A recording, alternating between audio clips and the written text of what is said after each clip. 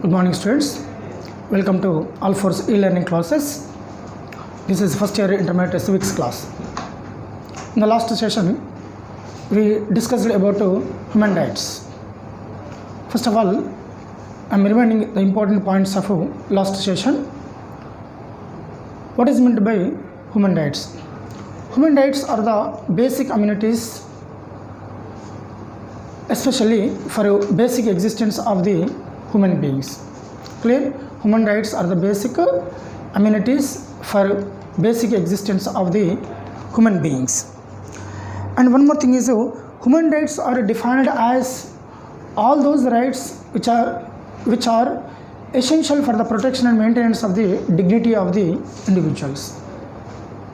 Then credit will go to the Greek rulers towards the realization of human rights, because for the first time Greek rulers showed the interest on human rights to the human beings.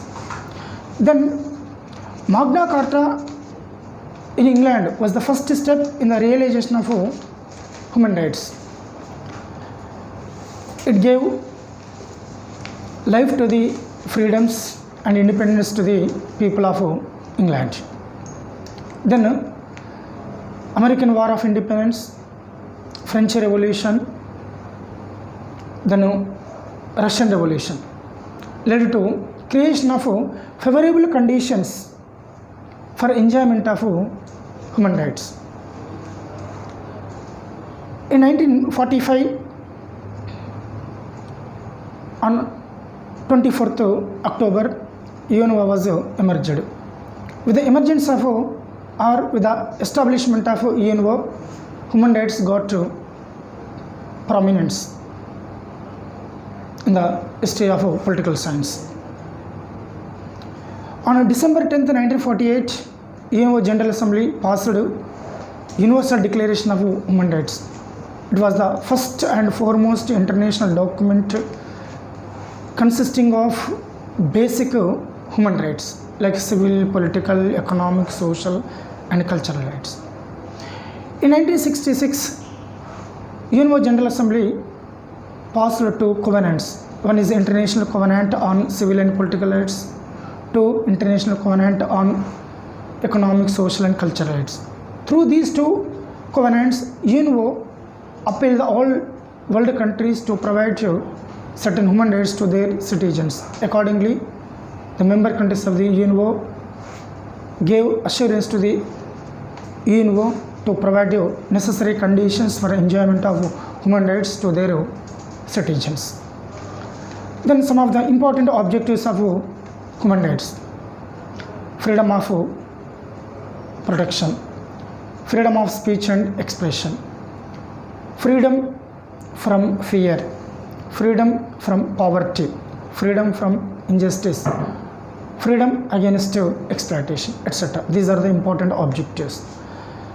Then human rights broadly divided into two categories. One is civil and political rights. Second is economic, social and cultural rights. These are the important points of last session. Today I am going to explain safeguards of liberty. Safeguards of rights. Here safeguards of liberty and safeguards of rights, so both are same.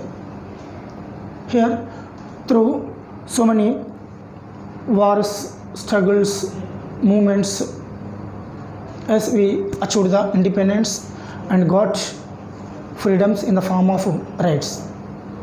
But in society, some anti-social elements are there. They always try to suppress or destroy the rights of the individuals. Hence, some political philosophers mentioned certain safeguards. So here, what are the important safeguards of rights?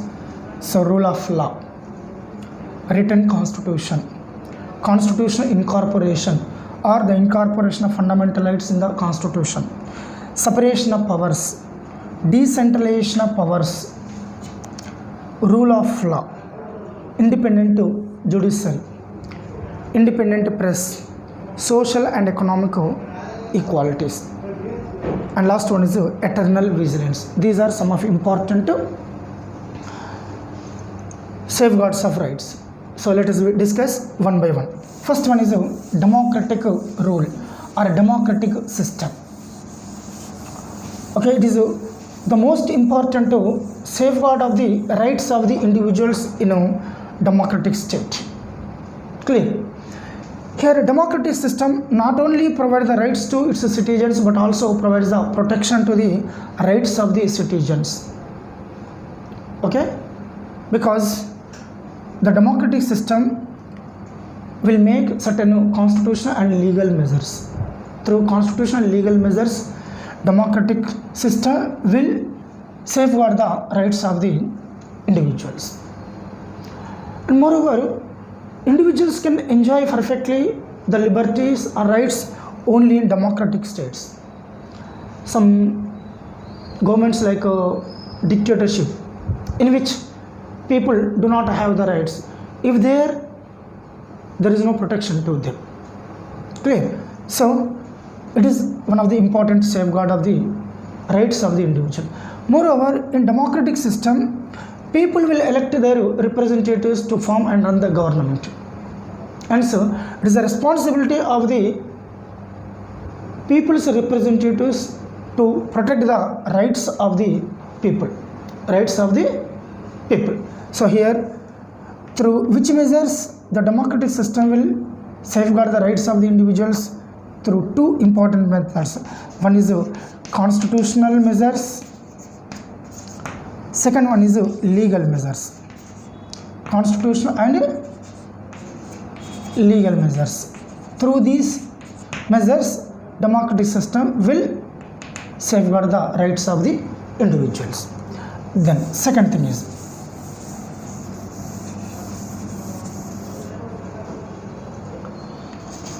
written constitution. Written constitution.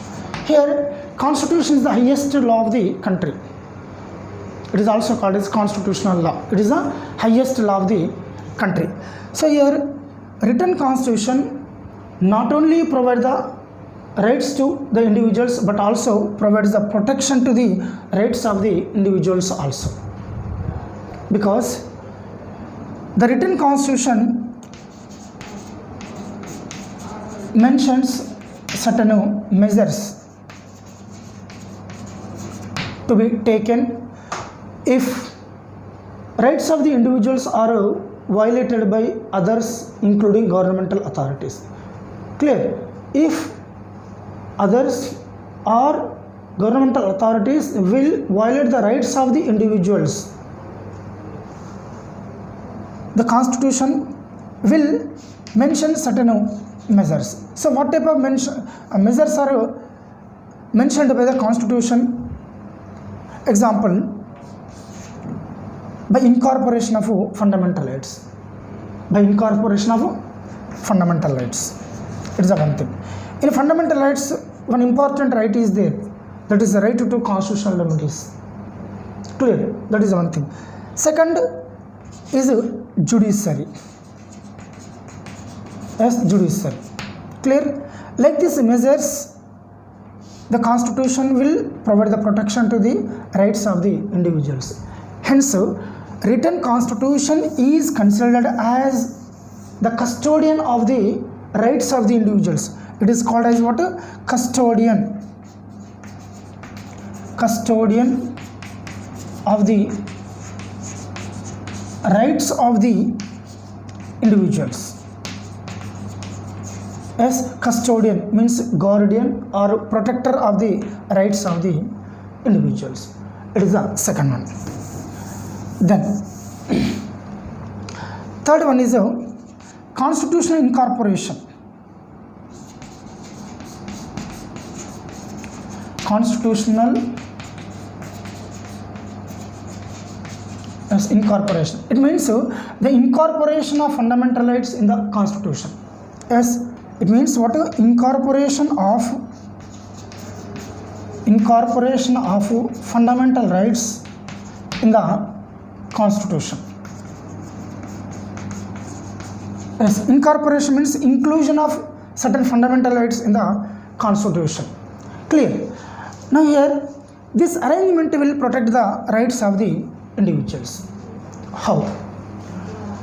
Now here, almost in all constitutions, there are certain fundamental rights. Example, what are the fundamental rights in our Indian constitution?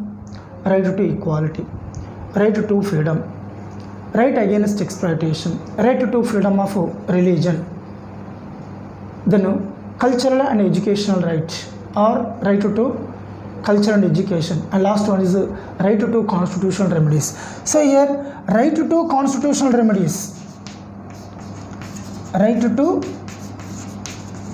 as constitutional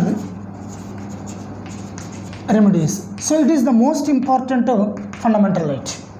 Yes, without right to constitutional remedies, there is no meaning to the remaining rights of the individuals, because this right will provide the protection to the remaining rights of the individuals. How? This right empowers the judiciary. Yes, empowers the judiciary to protect the rights of the individuals. Clear? So the right to constitutional remedies will give the power to the higher courts, means judiciaries, to provide the protection to the rights of the individuals. Then when there are fundamental rights in the constitution, then only the individuals will enjoy the various types of freedoms, because the rights will provide the freedoms to the individuals. So without rights, there are no freedoms to the individuals. Clear? Then through enjoyment of fundamental rights, the individuals can exhibit their talents, yes, and realize their personality in various walks of life. Clear? So with the fundamental rights, the individuals can realize their personality in various walks of life. Then they will enjoy different types of freedoms through rights. It is the one thing. Then fourth one is separation of powers. Separation of powers. Here, separation of powers means the powers of the government must be divided among three organs of the government. It is called as a separation of powers. Separation of powers implies what? The division of powers among the three organs of the government. So division of powers. Division of powers among three organs of the government. What are the three organs? Legislature, executive, and judiciary. Clear? The powers must be divided among the three organs of the government, as then only there is a protection to the rights of the individuals, because this measure would act as a check against the other organ. Example, if one organ will violate the rights of the individuals, the other two organs will provide the protection to the rights of the individuals from legislature. In the same way, if the both legislature and executive will violate the rights of the individuals, then judiciary will provide the protection to the rights of the individuals. Hence, the division of powers or the separation of powers will act as check against other organs of the governments. Clear? It is one thing. Here one writer is there, like Montesquieu, yes, and some other writers also. So Montesquieu considered that the separation of powers is one of the effective safeguard of the individuals, safeguard of the rights of the individuals. Clear? And one more thing, on what reason the powers must be separated among the three organs of the government? If the powers are in the hands of a single person or a group of persons, it leads to misuse of powers and it results in the loss of liberty. Clear? If the total powers are in the hands of a single person or a group of persons, it leads to misuse of powers and the loss of liberty of the individuals. Hence, to avoid this danger, the powers must be separated among the three organs of the government. So, with the separation of powers among the three organs of the government, then there is a scope for safeguard of the rights of the individuals. It is one thing. Then, decentralization of powers.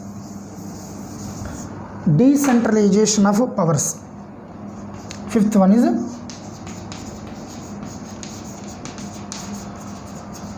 decentralization of powers. So, like separation of powers, here the powers must be divided among different levels of governments.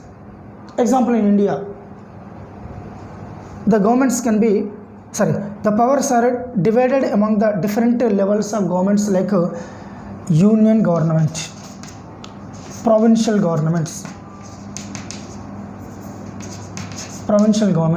and local governments. Yes, the powers must be divided among union government, provincial governments, and local governments. Clear?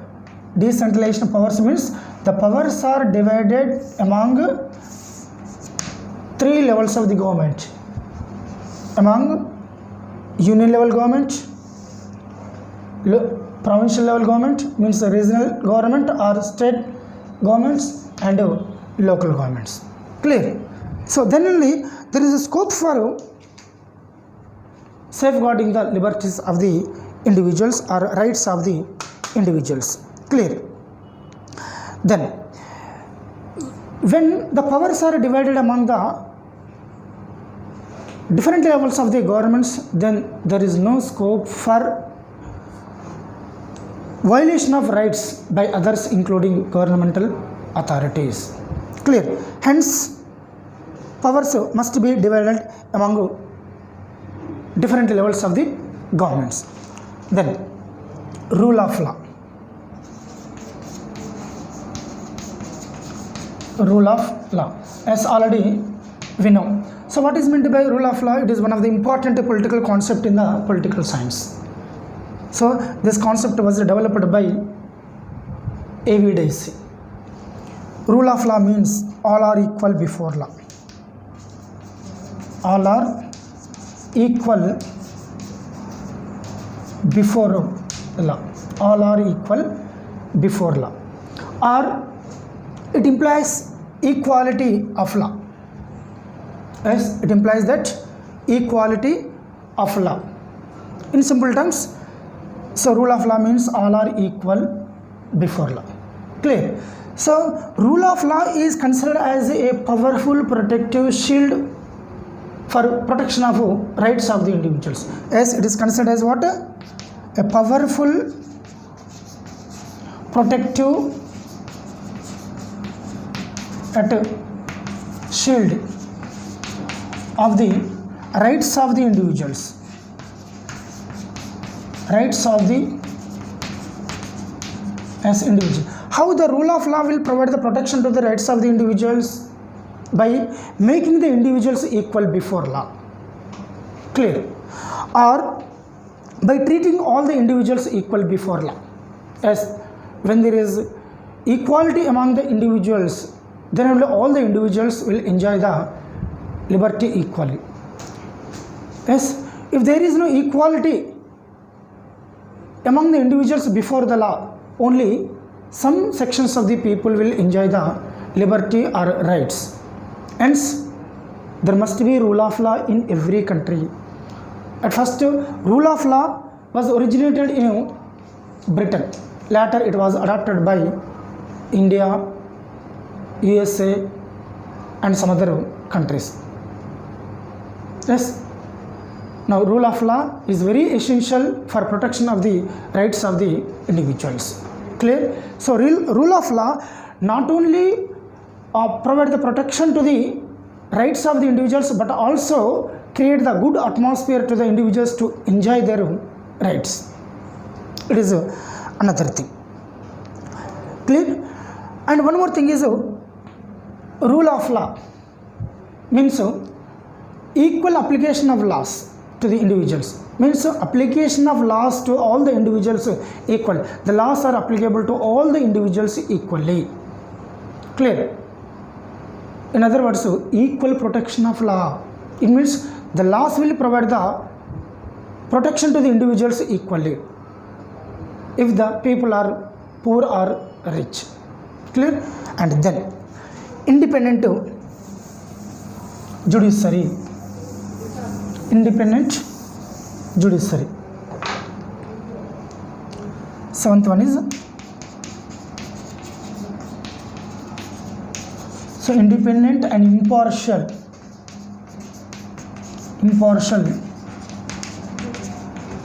judiciary. Here there must be independent and impartial judiciary for the protection of the rights of the individuals. Before that, so what is independent judiciary? If there is no involvement of other two organs in the functioning of the judiciary is called as a independent judiciary. In its functioning, there is no scope for interference of other two organs, legislature and executive. Then it is called as a independent judiciary. Clear? How the independent judiciary will provide the protection to the rights of the individuals. Okay? By delivering the judgments on free, fair and impartial manner. Yes, by delivering the judgments on free, fair and impartial manner, the judiciary will provide the protection to the rights of the individuals. Clear? By delivering the judgments to the individuals on free, fair and impartial manner, judiciary will provide the protection to the rights of the individuals. Hence it is called as the impartial judiciary. Clear?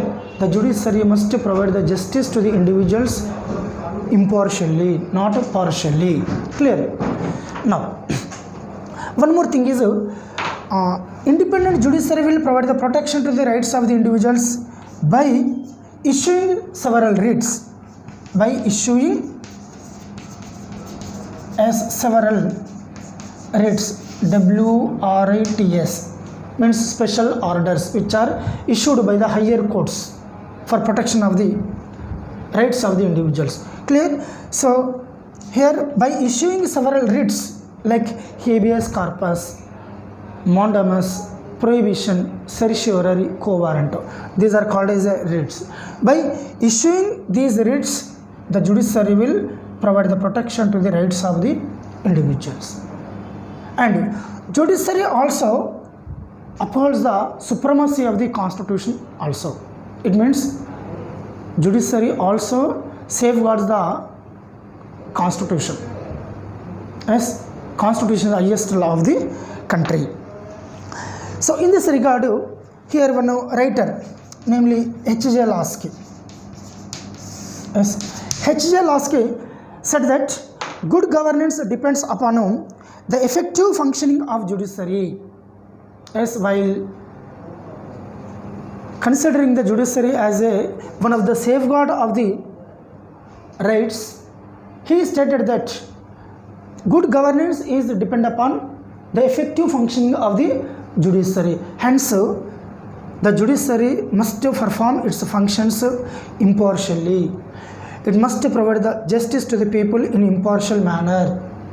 It must give judgments free and fairly. Then only there is a scope for the protection of rights to the individuals.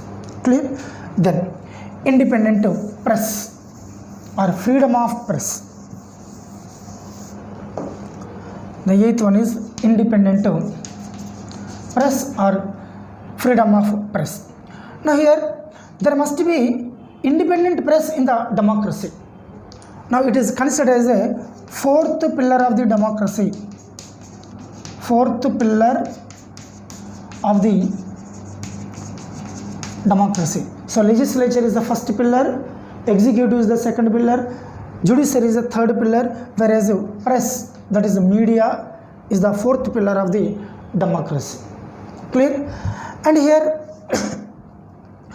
there must be independent press for safeguarding the rights of the individuals. How the independent press will provide the protection to the rights of the individuals? By checking the despotic policies of the government. Yes, it will check the despotic policies and programs of the government. Yes, it has the power to check the despotic policies of the government, or it has the power to check the policies and programs of the government which are against the people or which are against the rights of the people. Clear? Hence, it has the power to criticize the policies and programs of the government. It is one thing. Second thing is by presentation of news, views, by publishing the editorial articles, by publishing editorial articles, by publishing the news in impartial manner. Yes, it will provide the protection to the rights of the individuals. Hence, it is also considered as one of the important safeguard of the rights of the individuals. And so, the independent press is very essential. Okay, dear students, here, so what type of press is essential? Honest, impartial, and straightforward press is very necessary for protection of the rights of the individuals. Clear? So when there is independent press, then only the democracy can be success. Then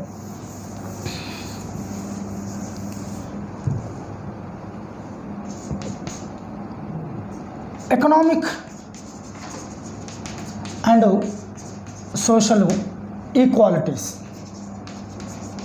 Social equalities. So here economic and social equalities are also one of the important safeguard of the rights of the individuals. Example, in the society,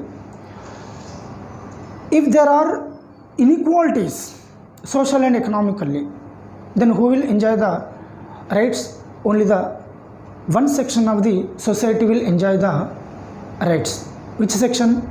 Rich section will enjoy the liberty. If there are economic and social equalities in the society, then all sections of the people will enjoy the liberty or rights equally. Clear? Hence, it is a responsibility of the government to create certain conditions to the individuals for enjoyment of economic security and social security. Clear? It is a duty of the state to create the necessary conditions for enjoyment of rights and enjoyment of social and economic security. Then only there is a scope for the protection of rights of the individuals. And last one is eternal vigilance. Eternal as vigilance. Now, it is the most important safeguard of the individuals. Then first 9 safeguards. People must have the commitment, interest in protecting their rights. Then no one organization, no one authority can violate the rights of the individuals. It is the one thing. Second thing is people must have the courage to oppose the despotic attitude of the government. People should oppose the despotic policies or despotic tendencies of the government through constitutional and democratic methods. then only there is a protection to the liberties of the individuals.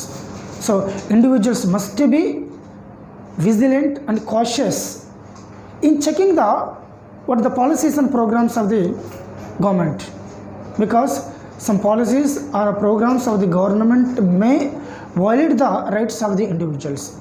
Hence, people must be vigilant in checking such type of policies and programs of the government, as by checking the despotic attitude of the government, as we can protect our rights of the individuals. Clear? So with this, the safeguards of rights topic is over. So we will meet in the next session. Goodbye.